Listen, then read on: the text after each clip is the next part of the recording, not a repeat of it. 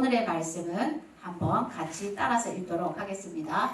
나귀 새끼를 풀 때에 그 임자들이 이르되 어찌하여 나귀 새끼를 푸느냐 대답하되 주께서 쓰시겠다 하고 누가복음 19장 33절 34절 말씀 아멘. 네, 우리 부모님들에게는 예수님을 나의 왕으로 알아본 부모라는 제목으로 잠깐 말씀드리겠습니다. 이 세상은 태초에 먼지가 있었는데 그 아주 작은 먼지가 거대한 폭발에 의해 저절로 만들어져서 더 많은 물질들이 채워졌으며 스스로 존재하고 아무 목적도 방향도 없이 흘러가는 것이 아니겠지요.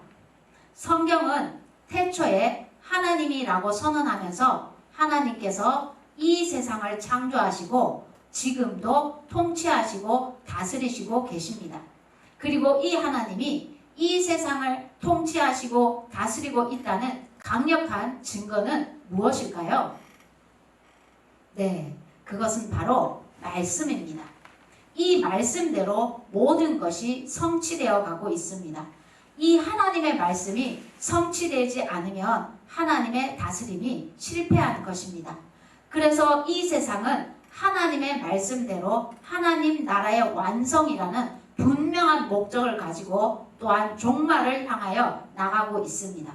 그리고 이 하나님 나라의 중심에는 구원의 역사가 있습니다. 이 구원의 역사는 예수 그리스도의 십자가와 부활로 완성되었습니다. 그래서 이 세상의 종말이 예수 그리스도의 십자가이며 죄와 죽음의 권세를 이기신 예수님의 부활로 하나님의 나라가 이미 완성되었다고 할 수 있습니다. 그래서 이 나라의 진정한 왕은 죄와 죽음을 이기시고 승리하신 예수 그리스도가 이 나라의 진정한 왕이십니다. 그런데 이 하나님 나라의 왕이 어떤 모습으로 이 땅에 오셨을까요?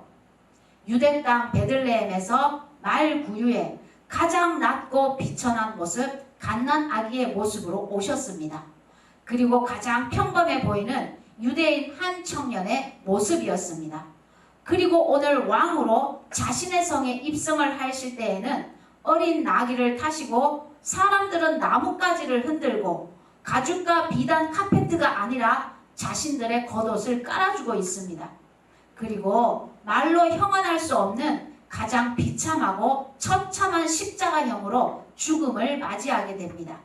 이사야 53장 3절 말씀에는 그는 멸시를 받아 사람들에게 버림받았으며 강고를 많이 겪었으며 질고를 아는 자라 마치 사람들이 그에게서 얼굴을 가리는 것 같이 멸시를 당하였고 우리도 그를 귀히 여기지 아니하였도다 라고 기록하고 있습니다.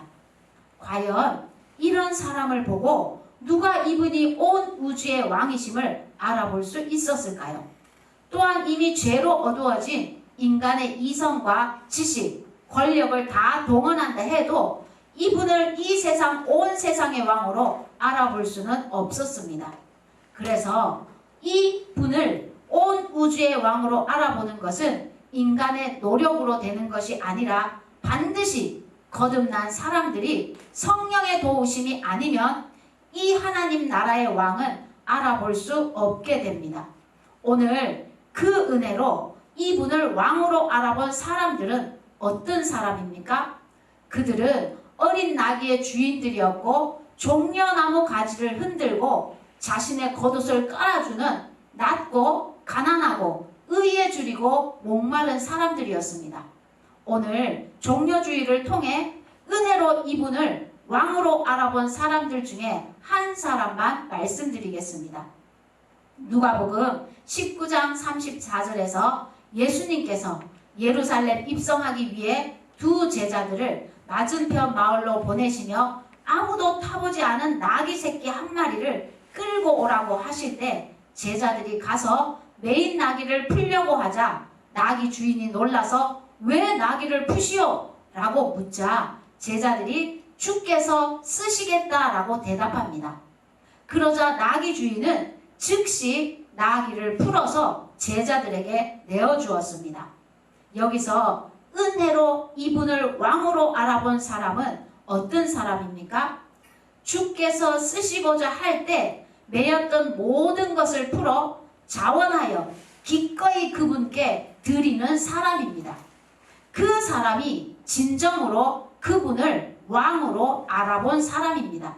저와 여러분은 예수님을 진정으로 나의 왕으로 알아본 사람들 맞으실까요? 이것이 바로 복음입니다. 예수 그리스도의 고난과 십자가는 우리를 모든 매였던 것에서 풀고 자유함으로 즐거이 주님만을 위해 사는 삶을 살게 하는 것입니다. 그럼 은혜로 이 예수님을 온 세상의 왕으로 나의 왕으로 알아보는 부모는 어떤 부모일까요? 우리를 묶고 있는 모든 것을 풀고 자유함으로 즐거이 오직 주님만을 위해서 자녀를 양육하는 부모입니다. 나의 왕이신 예수님께서 쓰시고자 하실 때에 모든 것을 풀어 즐거이 오직 주님만을 위해 자녀를 내어드릴 수 있는 부모가 바로 이런 부모입니다. 이런 부모는 어떤 부모일까요? 제가 세 가지로 한번 설명드려 보겠습니다. 첫 번째, 부모가 먼저 십자가를 지시고 고난받는 종의 모습인 예수님을 보고 이분이 온 세상의 왕이요 나의 왕임을 알아보아야 합니다.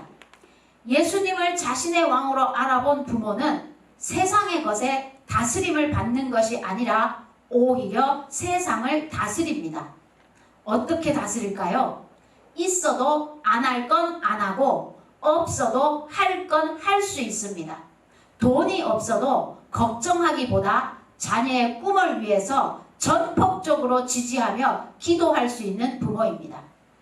두 번째 이런 부모는 어떤 부모일까요?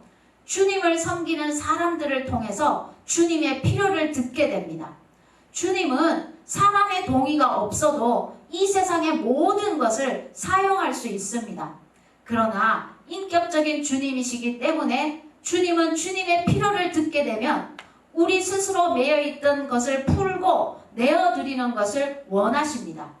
주님은 주님의 필요를 우리가 듣게 되었을 때 우리 스스로 매여있던 것을 풀고 내어드리는 것을 원하신다라는 것입니다. 하나님은 부모가 자녀의 소유권을 스스로 내려놓고 자녀를 묶고 있는 모든 것을 풀어주며 기꺼이 주님에게로 자녀를 내어드리기를 원하신다라는 겁니다. 세 번째 이런 부모는 어떤 부모일까요? 주님은 주님을 위해서 나귀 새끼 한 마리도 어디에 어느 곳에 매여 있는지를 정확하게 아시고 어디에 어떻게 사용할 것까지 다 아시는 분입니다. 하물며 우리 자녀이겠습니까? 이 자녀를 이 세상에 보내시면은 하나님의 나라에서 어디에 어떻게 사용할 것인지는 주님이 알고 계십니다. 이 자녀가 어느 곳에서 어디에 매여 있는지 무엇에 매여 있는지도 예수님은 다 알고 계십니다. 주님께서 알아서 다 사용하실 것입니다. 부모는 오히려 걱정을 붙들어 매시고 주님께 나아가는 길에 방해가 되는 모든 묶인 것은 오히려 풀고 자녀를 기꺼이 주님께로 나아갈 수 있도록 기도하고 도와주는 부모일 것입니다. 오늘 이 복음을 듣고 예수님을 나의 왕으로 알아본 부모가 되어서 모든 묶인 것을 풀고 자원하여 즐거이 자녀를 주님을 위해서 내어드릴 수 있는 믿음의 부모 되시기를 주의 이름으로 축복합니다. 아멘.